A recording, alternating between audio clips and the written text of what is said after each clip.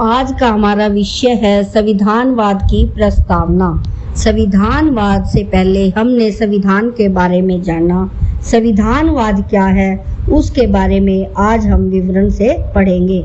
संविधानवाद नियमों, मूल्यों व सिद्धांतों का समूह है जो कि पाश्चात्य उदारवादी सिद्धांत व शासन प्रणाली का अंग है। यह शासन कला में उदारवादी राजनीतिक सिद्धांत का प्रयोग है। उस काल की संस्थाओं पर भेजा गया उन विचारों का राजनीतिक सिद्धांत है और उन विचारों से जो परिचित नहीं थे उसके बारे में भी इसमें बताया गया है।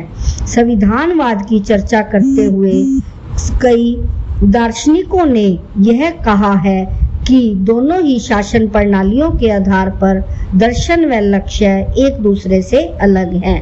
उदारवाद में संविधानवाद का स्वरूप 3 रूप लिए हुए है। एक शक्ति विभाजन, द्वितीय सीमित सरकार, तृतीय जनता के प्रति उत्तरदायित्व। ये 3 नियम इसके स्वरूप में दिए गए हैं। विलियम एंड्रूज ने भी इसके बारे में कई विचार दिए हैं। सीमित सरकार के निम्नलिखित अर्थ होते हैं। सीमित सरकार में समुदाय के सदस्यों के संबंध में कई कदम उठाने की शक्ति सरकार के पास नहीं होती। उदाहरण स्वरूप अमेरिकी संविधान में पहले किए गए 2 संशोधनों में राष्ट्रीय सरकार का इस तरह के प्रतिबंधों का प्रावधान रखा गया है। संविधानवाद सरकार का दर्शन है। संक्षेप में कहा जा सकता है कि संविधानवाद संवैधानिक सरकार का राजनीतिक दर्शन होता है। सरकार शक्ति प्रयोग करने वालों की इच्छाओं व योग्यताओं द्वारा सीमित न होकर संविधान की शर्तों द्वारा सीमित होती है। संविधान की शर्तें, जैसे आपको पता होगा कि जो नियम और कानून संविधान द्वारा दिए गए होते हैं उनको जैसे मानना पड़ता है। शर्तें जो हैं, जो नियम हैं, उनका पालन करना पड़ता है। संविधानवाद के सिद्धांत की उत्पत्ति संविधान से ही होती है, जिसका हमने विवरण पीछे किया है। संविधानवाद संविधान की शर्तों के अनुसार शासन नहीं होता, बल्कि संविधान के नियमों का पालन करना होता है। संविधानवाद को आधारशिला प्रदान करता है।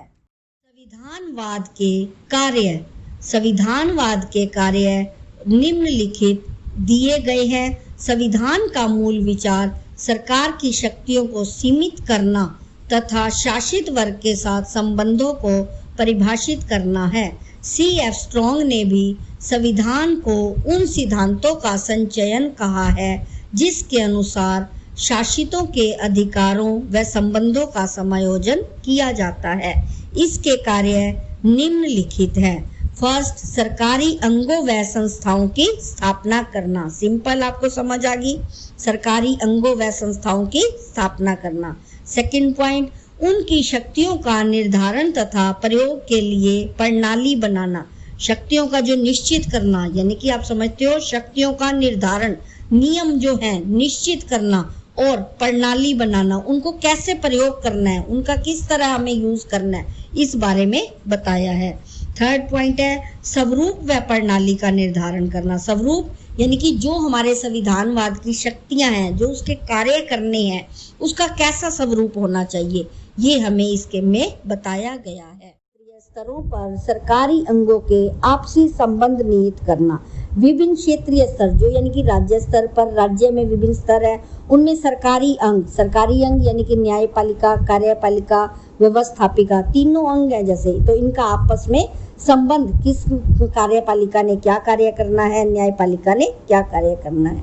नेक्स्ट पॉइंट, जनता के अधिकारों व स्वतंत्रता को निश्चित करना। जनता के अधिकार कौन से, जो हमें मौलिक अधिकार प्राप्त है, और स्वतंत्रता को निश्चित करना। स्वतंत्रता ऐसा नहीं कि व्यक्ति को अपराध करने की स्वतंत्रता दे दी जाए, उसकी स्वतंत्रता एक निर्धारित रूप देना स्वतंत्रता को, यानी कि स्वतंत्र रूप से कार्य तो करे परंतु नियमों में शक्तियों के अधीन रहकर कार्य करना। नेक्स्ट पॉइंट है लिखित प्रावधानों के जरिए सरकार के उद्देश्यों को निर्धारित करना, यानी कि जो हमें लिखित प्रावधान यानी कि जो लिखित नियम है, कानून है, उनके अनुसार सरकार के उद्देश्य है, यानी कि सरकार के क्या नियम है, क्या उद्देश्य है कार्य करने का। जैसे मान लो भारत के जो संविधान है, उसके संविधानवाद जो है, तो संविधानवाद को किसने रूप दिया? संविधान ने। संविधान ने जो रूप दिया उसमें सरकार के उद्देश्य भी, सरकार जो उद्देश्य बनाती है, नियम बनाती है देश के विकास के लिए, तो उनका निर्धारण करना। इस प्रकार अंत में हम कह सकते हैं कि संविधानवाद के जो कार्य है वह संविधान के अनुरूप ही चलते हैं। कल हम संविधानवाद की प्रकृति के बारे में जानेंगे।